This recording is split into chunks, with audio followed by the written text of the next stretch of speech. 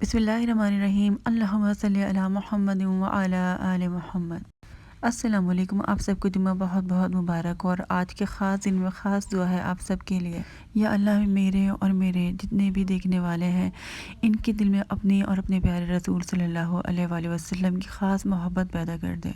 या अल्लाह हम सबको सच्चा आशिक रसूल बना दे। या अल्लाह पाक हम सबको हमारे प्यारे नबी सल्लल्लाहु अलैहि वसल्लम के बताए हुए सच्चे और सीधे रास्ते पर चलने की तौफीक अता फरमा। हमें हमारे प्यारे नबी की सुन्नतों पर अमल करने वाला बना दे। या अल्लाह हम सबको हर वक्त दुरूद पढ़ने की तौफीक अता फरमा। हमारे प्यारे नबी सल्लल्लाहु अलैहि वसल्लम के दुरूद व सलाम से हमारी ज़बानें तर रहें। आमीन सुम्मा आमीन।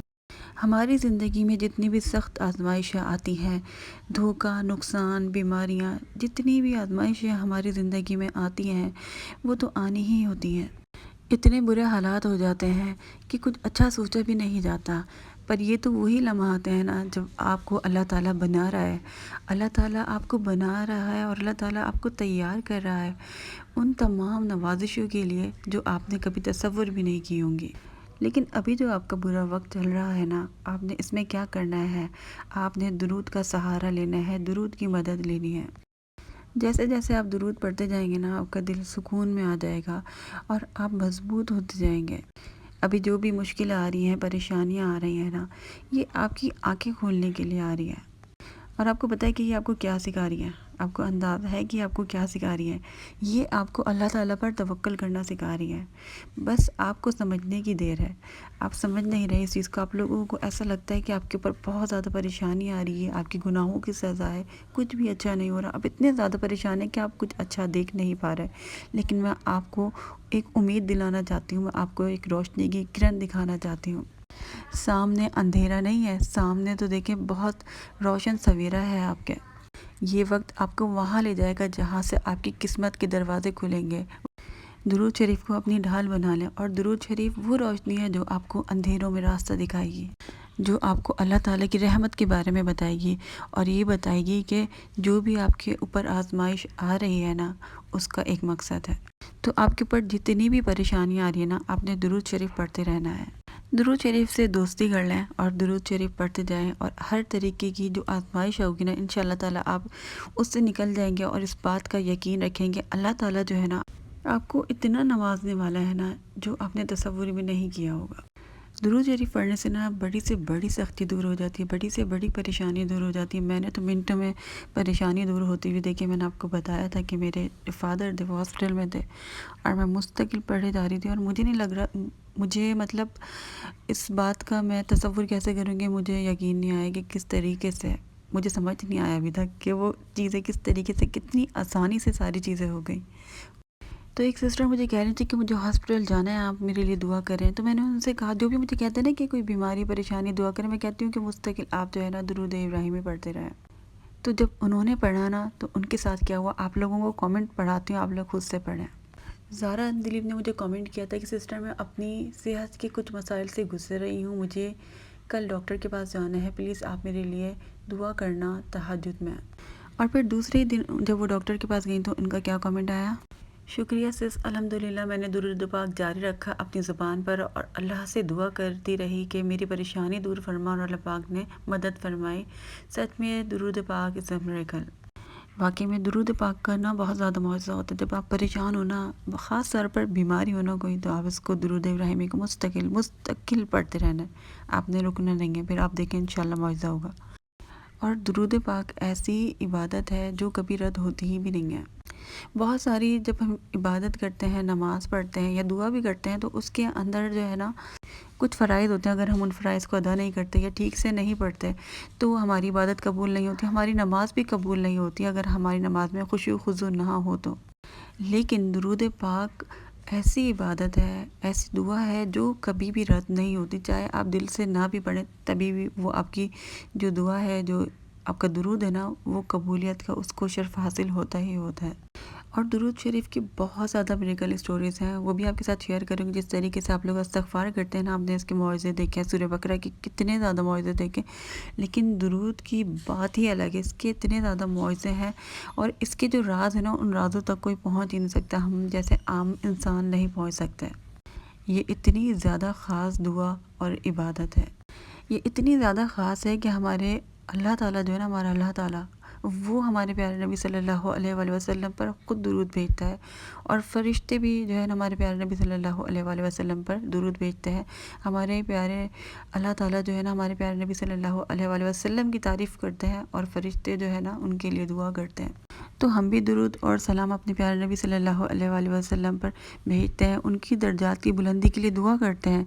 حالانکہ ان کو تو ضرورت بھی نہیں ہے ہماری دعا کی، یا ان کو ہم سے کوئی نفع نہیں پہنچتا۔ دیکھیں، اگر کوئی بادشاہ ہے نا، اگر آپ اس کو کوئی غریب مسکین اس کو کوئی گفٹ دیتا ہے، تحفہ دیتا ہے، تو اس کو کیا ضرورت ہے اس چیز کی؟ تو ان کو ضرورت نہیں ہے، ہمیں ضرورت ہے۔ ہم درود ان کے اوپر اس لیے بھیجتے ہیں کہ یہ ہماری ضرورت ہے، ہمارے اوپر رحمت نازل ہوتی ہیں، ہمارے گناہ معاف ہوتے ہیں، ہمارے دل میں ہمارے پیارے نبی صلی اللہ علیہ وآلہ وسلم کی محبت پیدا ہوتی ہے، اللہ تعالیٰ سے ہماری قربت ہوتی ہے جب ہم درود پڑھتے ہیں تو۔ اور جو شخص سب سے زیادہ درود پڑھتا ہے وہ ہمارے پیارے نبی صلی اللہ علیہ وآلہ وسلم کے سب سے زیادہ قریب ہوگا قیامت والے دن۔ درود ابراہیمی کی اتنی زیادہ میریکل اسٹوریز ہیں، میں آپ لوگوں کے ساتھ شیئر بھی کر چکی ہوں پہلے، کافی میں نے آپ لوگوں کے ساتھ شیئر کیا، لیکن اب جو آڈینس ہے وہ نہیں ہے، تو میں نے سوچا کہ آپ لوگوں کو دوبارہ سے ایک جو اسٹوری تھی جو میرے دل کو لگی تھی آپ لوگوں کو سناتی ہوں وہ اسٹوری۔ ایک سسٹر تھی، ان کی ایج جو ہے نا وہ شادی کی نگل چکی، مطلب زیادہ ہو گئی تھی، اوور ایج ہو گئی تھی وہ، تو پھر ان کے رشتوں کا مسئلہ ہوتا تھا۔ پھر ان کی بہنوئی اور بہن نے ایک رشتہ بتایا، لیکن وہ لڑکا جو تھا، مطلب وہ آدمی جو تھا نا، وہ آلریڈی ان کی طلاق ہوئی تھی اور ان کے بچے بھی تھے، اور بچے جو تھے وہ اپنی بیوی کے ساتھ رہتے تھے، ان کی بیوی کے ساتھ رہتے تھے۔ تو لڑکی کے گھر والے راضی نہیں تھے کیونکہ لڑکے کی طلاق ہوئی تھی اور لڑکی جو تھی وہ کنواری تھی، لیکن بہن اور بہنوئی نے یہ کہہ کر کنوینس کیا کہ لڑکا پڑھا لکھا ہے، ویل سیٹلڈ ہے، اچھی جاب ہے، اور ویسے بھی ان بہن کی شادی کے مسئلے مسائل تھے۔ تو پھر ان کی شادی ہو گئی، لیکن شادی کے بعد جب انہوں نے اپنے ہسبینڈ سے پھر کہنا شروع کر دیا اولاد کے لیے، تو انہوں نے کہا میں فائنینشیلی ابھی اسٹیبل نہیں ہوں، ابھی تھوڑا ٹائم لگے گا، ابھی ہم بچے نہیں کر سکتے۔ تو خیر ان کی لائف اچھی چل رہی تھی شروع میں تو کافی، پھر اس کے بعد جو ہے ان کے بچے جو ہے ان کے ساتھ آ کر رہنا شروع ہو گئے۔ پہلے تو ان کو بھی شوق لگا، پھر انہوں نے کہا کہ میری جو فرسٹ وائف ہے نا وہ مجھے تنگ کرنا چاہتی ہے، اسی لیے اس نے بچوں کو بھیج دیا ہے، تم پریشان نہ ہو، تھوڑا ٹائم بعد چلے جائیں گے۔ لیکن وہ بچے رہتے رہے، اور وہ بچے جو ہے ان کو بہت زیادہ پریشان کرتے تھے، پھر وہ اپنی ماں کے پاس چلے جاتے تھے، پھر کبھی آ جاتے تھے، تو اسی طریقے سے چلتا رہا۔ پھر اس کے بعد تھوڑے دنوں بعد ان کے شوہر کا رویہ بھی ان کے ساتھ بدل گیا، اور ان کی ایکس بھی آنا شروع، ان سے ملنا جلنا بھی ان کا پتہ چلا کہ شروع ہو گیا، تو آپس میں ان کے جو تعلقات تھے میاں بیوی کے وہ خراب ہونے لگے۔ پھر ان کو یہ تھا کہ میں اپنا علاج کرانا چاہتی ہوں، ان کے بچے نہیں ہو رہے تھے، تو وہ ڈاکٹر کے پاس گئی، پھر ان کو پتہ چلا کہ ان کے بچے نہیں ہو سکتے، تو یہ بھی ان کے لیے بہت زیادہ شوق تھا، اور وہ بہت زیادہ پریشان تھیں کیونکہ ان کے شوہر تو ویسے ہی اپنی ایکس کے پاس واپس مطلب جا رہے تھے، ملنا جلنا تھا ان کا، اور اوپر سے ان کے بچوں کا بھی مسئلہ تھا، تو وہ اتنی پریشان تھیں۔ پھر ان کی ایک ریلیٹیو ان سے ملنے کے لیے آئیں، اور انہوں نے جب دیکھا کہ وہ بہت زیادہ پریشان ہیں، تو انہوں نے ان سے کہا کہ آپ جو ہے نا درود ابراہیمی پڑھیں، اور آپ اس کو چلتے پھرتے پڑھتے رہیں، انشاءاللہ آپ کی پریشانی دور ہو جائے گی۔ تو وہ کہتی ہیں کہ میں نے درود شریف پڑھنا شروع کر دیا، اور میں پڑھتی رہتی تھی، میں پریشان بھی رہتی تھی، لیکن پھر بھی مجھے اللہ پر بھروسہ تھا کہ میں درود ابراہیمی پڑھی، انشاءاللہ اللہ میری پریشانی دور کر دیں گے۔ لیکن میری پریشانی کم ہونے کے بجائے میری پریشانی بڑھتی تھی۔ تھوڑا ٹائم بعد میں ڈاکٹر کے پاس گئی، لیکن کوئی بھی منفی مطلب مثبت رزلٹ نہیں آیا، وہی رپورٹس تھیں سیم۔ اس کے علاوہ میرے شوہر کا رویہ جو ہے میرے ساتھ اور برا ہوتا گیا، اور اس کے بعد لیکن میں پھر پڑھتی گئی، میں نے پڑھنا بالکل بھی نہیں چھوڑا درود ابراہیمی۔ لیکن پھر اس کے بعد ایسا ہوا کہ میں مطلب میرے شوہر نے جو ہے نا ان کے ساتھ باقاعدہ رہنا شروع کر دیا جب ایکس کے ساتھ، تو پھر مجھے بہت زیادہ برا لگا، اور میں نے اپنے شوہر سے کہا کہ اب میں برداشت نہیں کر سکتی، میں نے آپ کی خاطر اتنا سب کچھ کیا، بچوں کو ایکسیپٹ کیا، ساری چیزیں، اور اب میں مزید نہیں برداشت کر سکتی، میں آپ کے ساتھ نہیں رہ سکتی ہوں۔ اور پھر میں چھوڑ کر گھر اپنے میکے میں آ گئی، حالانکہ میرے گھر والے نے مجھے بہت سمجھایا کہ اپنا گھر بسا لو، لیکن مجھے تھا کہ اب میں واپس نہیں جاؤں گی، اور پھر میری طلاق ہو گئی۔ خیر میں اس دوران بھی پڑھتی رہی درود ابراہیمی، میں مستقل پڑھتی رہتی تھی، پھر میں نے جاب وغیرہ میری لگ گئی۔ پھر ہمارے جو ہے نیبر میں ایک میری فرینڈ تھی، انہوں نے اپنے بھائی کا رشتہ بتایا، اور ان کی بھی پہلے سے طلاق ہوئی تھی، اور ان کا ایک بیٹا تھا، وہ بہت زیادہ جو ہے رشتے امیر تھے، ویل سیٹلڈ تھے، میں کرنا تو نہیں چاہتی تھی، لیکن بہت زیادہ جب انہوں نے اصرار کیا تو میں نے کہا چلو دیکھتے ہیں، پھر اللہ پر بھروسہ کر کے خیر میں نے شادی کر لی۔